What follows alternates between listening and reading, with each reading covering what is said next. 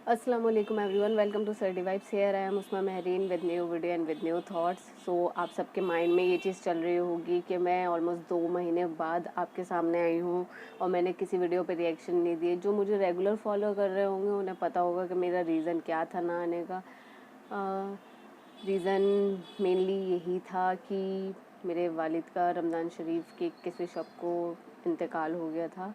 सो उसके बाद मैं इस कंडीशन में थी नहीं कि मैं वीडियो रिकॉर्ड कर सकूं या मैं किसी से बात भी कर सकूं। मेरा स्टिल अभी भी ये जोन है कि मैं हिम्मत नहीं हो पा रही कि मैं जिस तरह पहले रिकॉर्ड करती थी उस तरह अब भी करूं।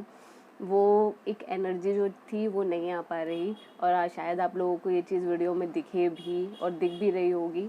बट आप सबसे यही दरख्वास्त है कि प्लीज़ मेरे वालिद के लिए दुआ करें, उनकी मग़फ़िरत के लिए दुआ करें। उनकी वो जहाँ भी हों अच्छे हों, खुश हों और अल्लाह उनको वहाँ खुश रखे। एक चीज़ ज़रूर बोलूँगी गाइज़ कि पेरेंट्स ऐसी नेमत होते हैं कि आप उनको जब वो सामने होते हैं ना, आपको ये चीज़ नहीं पता लग सकती कि वो कितने कीमती हैं। उनकी एक आवाज़, उनकी मौजूदगी, यू कांट इमेजिन कि वो कितनी प्रीशियस होती है। जब मैं वीडियो रिकॉर्ड करती थी तो मेरे वालिद साहब मेरे साथ होते थे, उन्हें अच्छा लगता था कि मैं वीडियो रिकॉर्ड करती हूँ, मैं उन्हें दिखाती भी थी, वो वीडियोस देखते भी थे, मजाक भी करते थे मेरी ये जो मैं रिएक्शंस देती थी कि तुम क्या करते रहते हो, ये ऐसे नहीं ऐसे करो, बोलते भी थे उन्हें। और ऑब्वियस सी बात है, हर लड़की अपने फादर की जो लाडली होती है, तो हम उनमें से एक ही थे। तो उनकी कमी, पेरेंट्स की कमी एक ऐसी कमी होती है जो कोई पूरी नहीं कर सकता, कोई भी।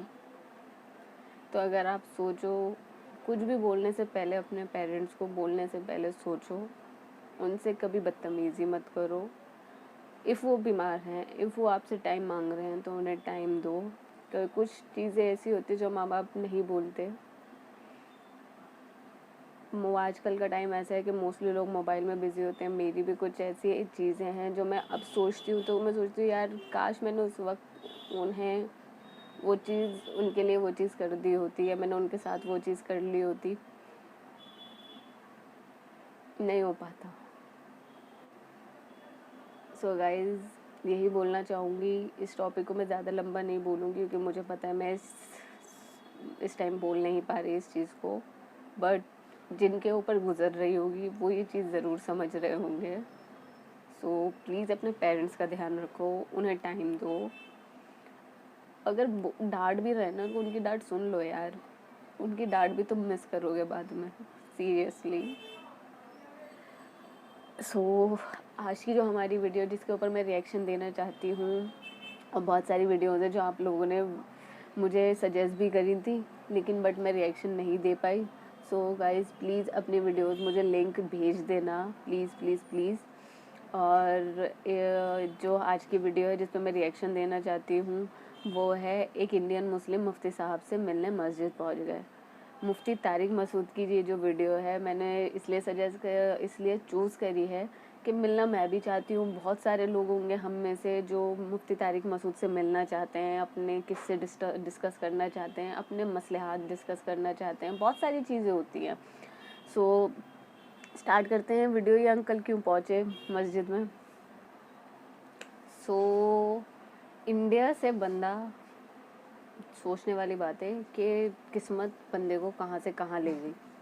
पहले वो जाने वाला था कहीं और वो पहुंचा पाकिस्तान, देन वहाँ से वीज़ा भी लग गया। वीज़ा लगना बहुत बड़ी बात है, वीज़ा भी लग गया, देन उसके बाद वो पहुंच भी गए, वहाँ पे मिल भी लिए। किस्मत की बात है, किस्मत की बात है। अल्लाह जहाँ जिसकी रोज़ी जहाँ की लिखी हो वो वहाँ अपने आप पहुँच ही जाता है। और ये चीज़ बोलने वाली नहीं है, ये सीरियसली एक, मैं इस चीज़ को कभी वैसे मानती नहीं थी कि हाँ नसीब में होगा तो मिल जाएगा, नसीब की बात है, नसीब की बात है, ये चीज़ पे मैं ज़्यादा बिलीव नहीं करती थी। लेकिन लिटरली मेरे साथ ही एक इंसिडेंट हुआ कि पापा की डेथ से एक रात पहले ही वो मेरे साथ, मेरे ऑफिस के ईद का टाइम ही चल रहा था, वो चांद रात का टाइम ही चल रहा था, 10 दिन ही थे, 21वीं शब थी। सो वो रात को मैं ज़िद कर रही थी कि मुझे अपने ऑफिस के कुछ सीनियर्स के लिए गिफ्ट्स वगैरह लेने थे ईद के लिए। सो हम लोग लेने गए। मैंने पापा से ज़िद करी कि चलो चलते हैं चलते हैं चलते हैं। हम गए। मैंने लिटरली जिन लोगों के लिए, मेरी एक कलीग है जो पुणे रहती हैं, तो मैंने उनके लिए सोचा, मैंने क्या उनके लिए गिफ्ट लूँ, कौन लेके जाएगा, कौन पहुँचाएगा, ये सब चीज़ें मैंने सोची। देन उसके बाद गिफ्ट जो था वो मैंने 3 गिफ्ट लिए। और अगले दिन सुबह मेरे फादर की डेथ हो गई थी। सो उसके बाद मैंने अपने ऑफिस जब मैं गई तो मैंने कहा ये तो गिफ्ट मेरे पापा ही लाए थे, तो ये आप सबके लिए। लिटरली वो पुणे वाली बंदी जो थी जिसके लिए मैं गिफ्ट लाई थी, वो बंदा, उसकी कुछ इमरजेंसी आई और वो पुणे चला गया। और जो पुणे वाली बंदी थी वो यहाँ आ गई क्योंकि उसकी कोई इमरजेंसी थी। उसकी फैमिली यहाँ रहती थी, उसकी फैमिली में से किसी की तबीयत ख़राब हुई या कुछ हुआ, इमरजेंसी हुई, और वो यहाँ आई। सो ऐसा स्विच हुआ उस टाइम पे कि जो यहाँ था वो पुणे गया, और जो पुणे था जिसके लिए मैंने सोचा भी नहीं था वो यहाँ आ गई बंदी, और वो गिफ्ट लिटरली उस बंदी को दिया मैंने। तो ये नसीब की बात थी, तकदीर की बात थी, कुछ भी कह लो। लेकिन मुझे वो एक टाइम पे क्या लगा कि यार, बंदा कितना भी कुछ सोच ले, कुछ भी कर ले, होना वही है जो ऊपर वाला चाहता है। सीरियसली वही होता है। आप किसी के, वही वो एक लाइन होती है ना कि आप किसी के हाथ से छीन सकते हो कोई चीज़, उसके नसीब से नहीं छीन सकते। तो मैंने उस बंदी का हक तो हटा दिया था कि हाँ पुणे है, कौन जाएगा, कौन क्या करेगा, इतना लंबा प्रोसेस। बट मैं उसके नसीब से वो चीज़ नहीं छीन पाई, वो नसीब से उसके पास पहुंच ही गई। और आई विश हमारे नसीब भी अच्छे हों, अल्लाह हमारा भी नसीब अच्छा करे। इन्होंने जो बोला, इंडिया के मुस्लिम्स, हिंदू मुस्लिम्स भी बहुत अच्छे हैं। सीरियसली ऐसा कुछ नहीं होता। बहुत यार, अच्छी बुरी इंसान हर जगह होते हैं। ऐसा कोई नहीं है कि जहाँ बुराई नहीं होगी। बुराई नहीं होती तो अच्छाई भी नहीं होती। अच्छाई हर जगह है। इंडिया में भी हिंदू मुस्लिम्स, पुरानी दिल्ली में देख लो, और बहुत सारे एरियाज ऐसे हैं, कॉलोनीज़ ऐसी हैं कि जहाँ हिंदू मुस्लिम्स की ऐसी स्ट्रॉन्ग बॉन्डिंग है कि आप, जब हिंदुओं का टाइम आता है तो मुस्लिम खड़े होते हैं, मुस्लिम्स का टाइम आता है तो हिंदू खड़े होते हैं।